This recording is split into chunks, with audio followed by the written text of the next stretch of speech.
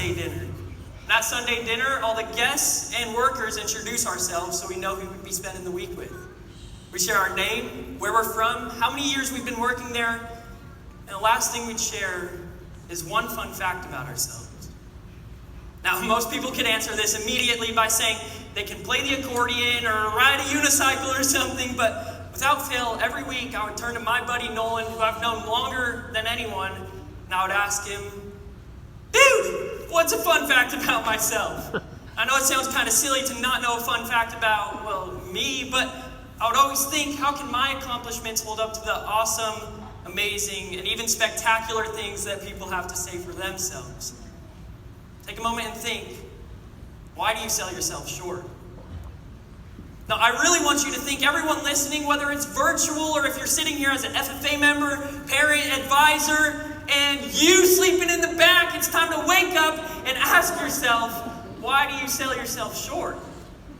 Now let that question soak in while I share a few experiences. When the summer would end, we'd all head back to Snowflake or Round Valley or St. John's, and after a couple of summers, I came home to Westwood High School. Yeah, I learned over the summer that I was in love with agriculture, so I joined my school's FFA program. Let me tell you, I knew nothing about this wonderful organization other than the fact that I get to learn more about what I love. I didn't even know that this blue jacket existed. Now, one of the neatest things about this new FFA chapter is that in my first year, my advisor was also in her first year at Westwood High School, Kim Kerr. We got to learn the ropes of this new school together, and she learned about the way that I need to learn. She knew it helped me to be taught something and then get to try it on my own. She knew sometimes I need to make mistakes and learn from them and fix them myself. It's so helpful to have somebody in my life who pushes me forward, all while picking me up when I fall. Now, this kind of all came full circle for me when I competed in the Agricultural Education Leadership Development event. It's a mouthful, I know, and it's a crazy hard competition that takes a lot of focus and practice and preparation, and it can't be done without a helping hand. Now, in this, you have to write multiple essays, teach somebody how to use an oxyacetylene torch, create curriculum and a lesson plan, and everything needed to teach a real-life class. Oh, and when the day came that I was teaching Miss K's 4th hour animal science, let me tell you, I was nervous. And while I was nervous getting ready, I had one thought that went through my mind. All I could think about was the kindness that my advisor had shown me. I thought of this quote, and I don't know where it came from, and I hear it all the time. It's work hard, be kind. And let me tell you, I heard this everywhere I went, and I learned there's a term for when you learn a new word or phrase. It's called the frequency illusion when you start hearing it everywhere.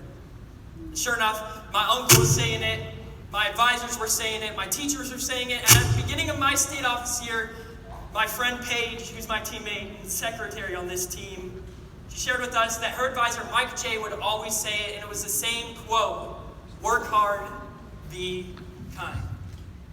Okay, just to prove, because I think it's crazy that I hear this everywhere I go, I'm going to share a picture with you.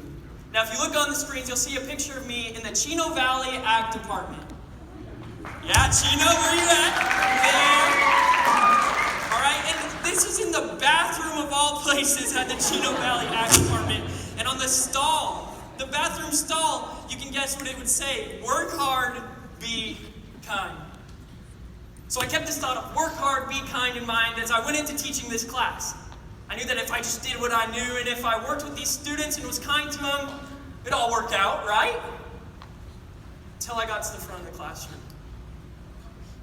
My heart was beating faster than it ever had before, and I couldn't breathe, and I was panicking. Until I looked at the back of the classroom, and there she was. My advisor, Kim, was standing there with a huge smile on her face. She made a motion for me to smile too and gave me a thumbs up. And in that moment, she made everything feel all right. I was able to teach the class with minor incidents, and I placed 8th at the state level competition. Yeah, I thought it was awesome to place 8th at the state level competition, but here's a little secret for you. I placed 8th out of 9 people that competed.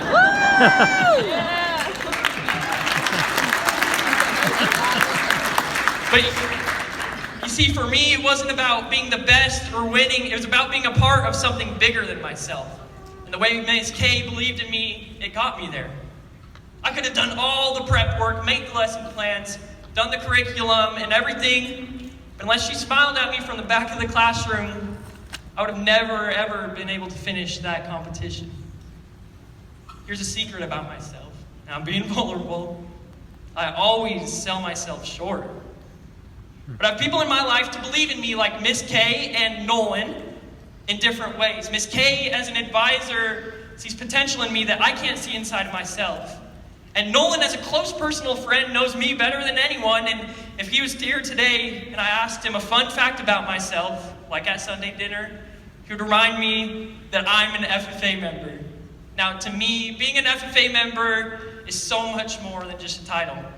It's about putting in those long hours and hard work that we all do, but none of that hard work would matter unless we had people to believe in us like Kim and Nolan. Now take a second and think back to when I got on this stage, woke that kid up, and asked you all why you sell yourself short. Is it just because you can't run fast, or you're not good at competitions, or showing livestock, or it's just plain hard to make friends, or a billion other reasons that all of us sell ourselves short, but they all have one thing in common.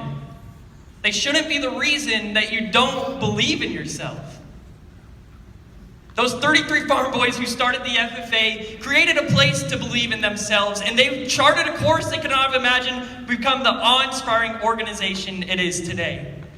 Now, I know it's been a long, long time since those 33 farm boys, but I'm one farm boy standing here on this stage telling you, if you just believe in yourself and the people around you, that you can put into motion the same size impact as they did. I can speak from experience and say that any of us can work a 60-hour week and then even go to a night job. I know there's people sitting in these seats that have done the hard work of delivering multiple stacks of hay before breakfast and then working till the sun goes down. And when you get home and you finally sit on your couch after that long day, a knock comes at your door. It's your uncle. He says, "Put your boots back on, cowboy, because we got a sick family in need." Now trust me, I know all of this takes hard work and it takes a lot of strength really, but it's nothing compared to the hard work of believing in ourselves. The most strength and hard work we can do is to believe in ourselves. So Arizona FFA, let's get to work!